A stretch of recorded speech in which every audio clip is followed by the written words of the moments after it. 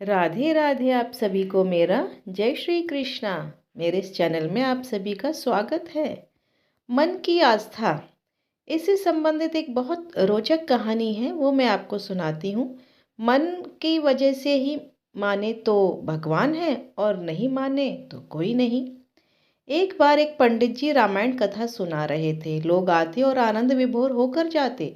पंडित जी का नियम था, रोज कथा शुरू करने से पहले कहते, आइए हनुमान जी विराजिए, और यह कहकर हनुमान जी का आह्वान करते थे। फिर 1 घंटा प्रवचन करते थे। एक वकील साहब हर रोज कथा सुनने आते।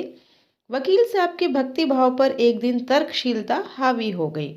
उन्हें लगा कि महाराज रोज आइए हनुमान जी विराजिए कहते हैं, तो क्या हनुमान जी सचमुच आते होंगे? अतः वकील साहब ने पंडित जी से पूछ ही डाला, महाराज जी, आप रामायण की कथा बहुत अच्छी कहते हैं, हमें बड़ा रस आता है, परंतु आप जो गद्दी पर प्रतिदिन हनुमान जी को देते हैं, उस पर क्या आपको विश्वास है? क्या उस पर हनुमान जी सचमुच विराजते हैं? पंडित जी ने कहा, हाँ, यह मेरा व्यक्तिगत विश्वास है कि राम कथा हो रही हो तो हनुमान जी अवश्य पधारते हैं। वकील ने कहा, महाराज, ऐसे बात नहीं बनेगी। हनुमान जी यहाँ आते हैं, इसका कोई सबूत दीजिए।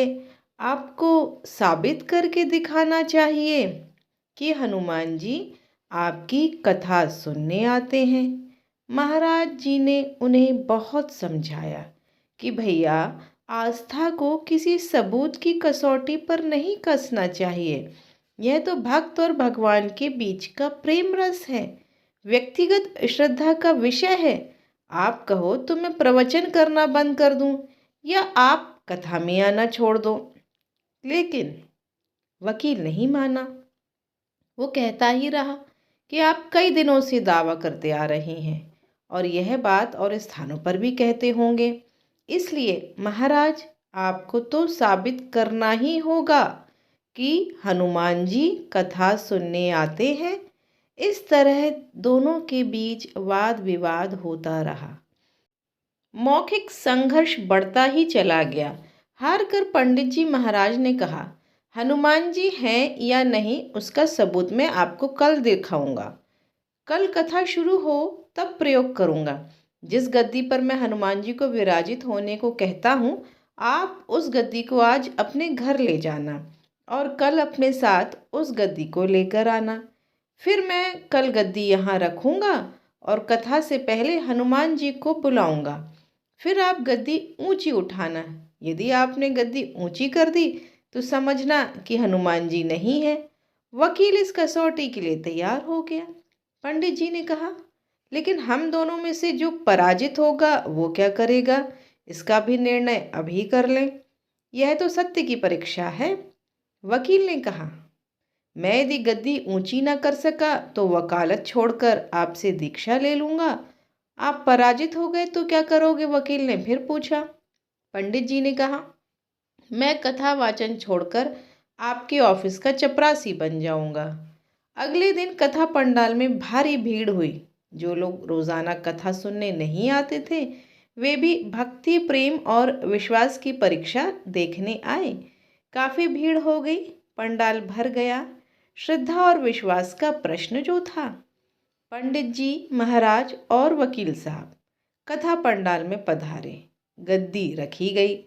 पंडित जी ने सजल नेत्रों से मंगलाचरण किया और फिर बोले, आइए हनुमान जी विराजिए। ऐसे बोलते ही पंडित जी के नेत्र सजल हो उठे। मन ही मन पंडित जी बोले, हे प्रभु, आज मेरा प्रश्न नहीं बल्कि रघुकुल रीति की परंपरा का सवाल है।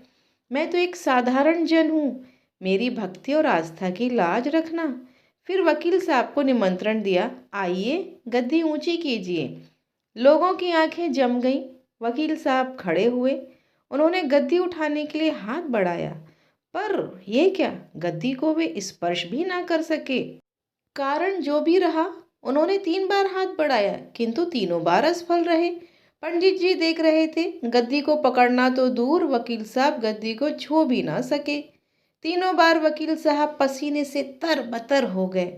वकील साहब पंडित जी की महाराज के चरणों में गिर पड़े और बोले, महाराज, गद्दी उठाना तो दूर, मुझे नहीं मालूम कि क्यों मेरा हाथ भी गद्दी तक नहीं पहुंच पा रहा है, अतः मैं अपनी हार स्वीकार करता हूँ। कहते हैं श्रद्धा और भक्ति के साथ की गई आराधना में बहुत शक्ति होती है, मानो तो देव और नहीं तो पत्थर, अतः मैं अपनी हार स्वीकार करता हूँ। कहते हैं श्रद्धा और भक्ति के साथ की गई आराधना में बहुत शक्ति है और ये मैंने मान लिया। प्रभु की मूर्ति तो पाषाण की ही होती है, लेकिन भक्त के भाव से उसमें प्राण प्रतिष्ठा होती है तो प्रभु विराजते हैं। सदैव प्रसन्न रहिए और जो प्राप्त है वही पर्याप्त है। जय जय सिया राम।